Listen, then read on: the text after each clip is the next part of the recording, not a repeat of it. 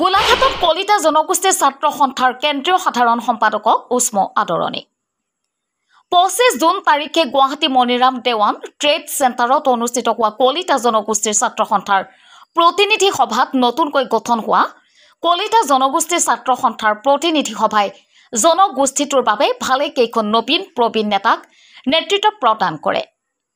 তাৰে ভিতৰত গোলাঘাট জিলাৰ হৈ প্ৰতিনিধিত্ব আগবঢ়োৱা ঢেকিয়ালৰ ৰন্তু দত্তক প্ৰদান কৰে কেন্দ্ৰীয় সমিতিৰ এক গুৰু দায়িত্ব সাধাৰণ সম্পাদক হিচাপে। সেয়েহে কেন্দ্ৰীয় সাধাৰণ সম্পাদকগৰাকী গৃহ জিলাত উপস্থিত হোৱাৰ লগে লগে কলিতা জনগোষ্ঠীৰ ছাত্ৰ সন্থাৰ কৰ্মকৰ্তাৰ লগতে জনগোষ্ঠীটোৰ ভালেসংখ্যক লোকে আহি উষ্ম আদৰণি জনোৱাৰ লগতে অভিনন্দন জনায়।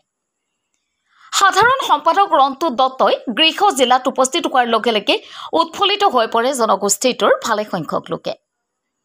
গোলাঘাট নগৰৰ মাজমজিয়াৰ বাটাছ চাৰ্কুলত উপস্থিত হোৱাৰ লগে লগে অভিনন্দন জনায় কেন্দ্ৰীয় সম্পাদকগৰাকীক।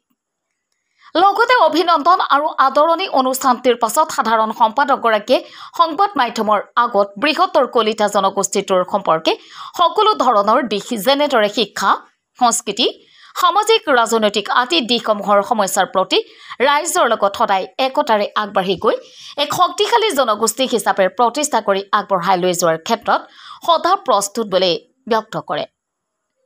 গোলাঘাটৰ পৰা টুটুমণি বৰাৰ ৰিপৰ্ট MT নিউজ।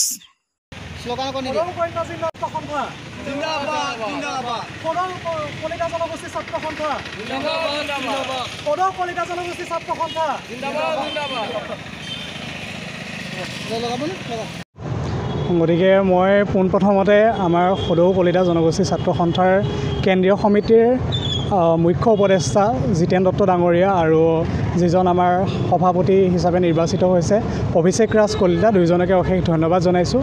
আৰু মই গোলাঘাটৰ সকলো কৰ্মীকে ধন্যবাদ জনাইছোঁ, কাৰণ তেওঁলোকৰ যিখিনি কৰ্মৰাজি সেই কৰ্মৰাজিৰ জৰিয়তে আজি মই কেন্দ্ৰীয় সমিতিত স্থান পাবলৈ সক্ষম হৈছোঁ।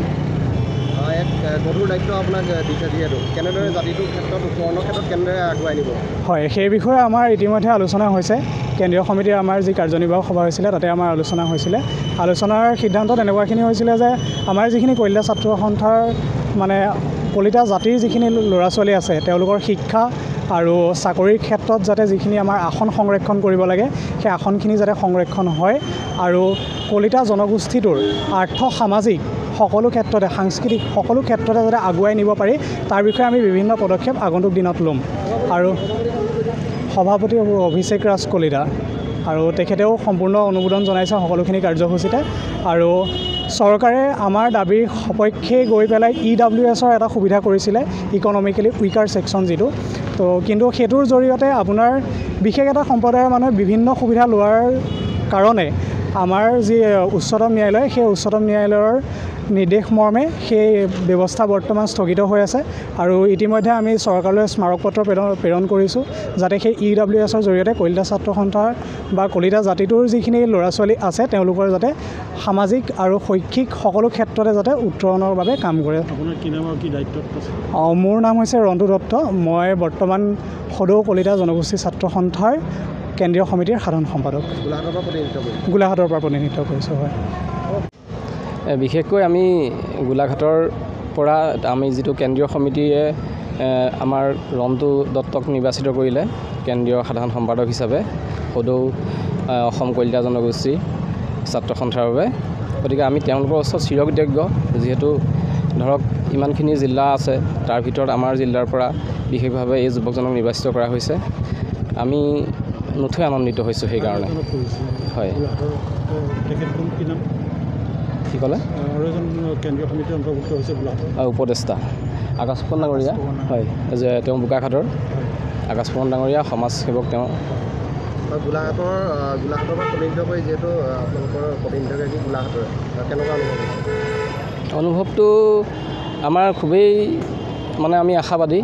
আমি আশা কৰিছোঁ আমাৰ যিখিনি কলিতা জনগোষ্ঠীৰ যিখিনি মানে ধৰক অসুবিধাত আমি ভুগি আহিছোঁ অতীজৰ পৰা, ৰাজনৈতিকভাৱে শিক্ষা ক্ষেত্ৰতো হওক, সাংস্কৃতিক ক্ষেত্ৰতো হওক, গতিকে সেই ব্যৱস্থাখিনি যাতে মানে ধৰক উত্তৰণৰ কাৰণে তেওঁলোকে চেষ্টা কৰে। আমাৰ কেন্দ্ৰীয় সমিতিখনেই প্ৰধান হ'ব, তাৰপিছত জিলা পৰ্যায়ৰ কথা আহি পৰিব গতিকে আমি খুবেই আশাবাদী ক'ত অনুষ্ঠিত হৈছিলে এই সন্মিলনখন? এই গুৱাহাটীত অনুষ্ঠিত হৈছিলে মৰিয়ম দেৱান